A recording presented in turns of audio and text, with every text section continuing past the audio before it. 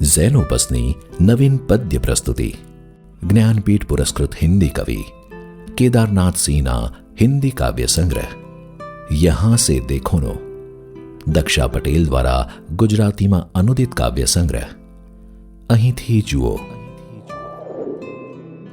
ઘોંઘાટ રહિત, શાંત અને સૌમ્ય રીતે પોતાની કવિતામાં વિદ્રોહનો સૂર રેલાવનારા કવિ કેદારનાથ સિંહ હિન્દી સાહિત્યનું પ્રચલિત નામ છે.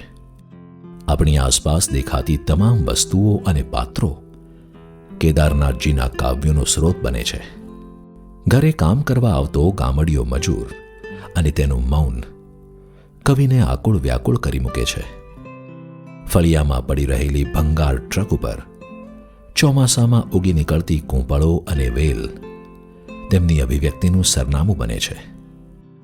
માણસના મરણ ઉપર મૌન પાળવાનો રિવાજ તો આપણે જાણીએ છીએ, પરંતુ કવિ તો આથમતા સૂરજ, અટકી રહેલા પાણી, તૂટેલા ઘાસ અને પડી રહેલી છાલ પર પણ મૌન પાળવાનું કહી જાય છે.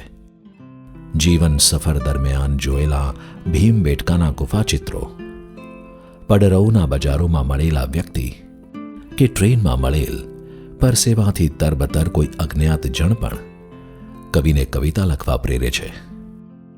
હવેલી અને મહેલની કથાઓ અને 1947ના ભાગલામાં સ્થળાંતર કરી ગયેલ પરિચિત લોકો પણ કવિની કલમના સપાટામાં આવ્યા વિના રહી શકતા નથી.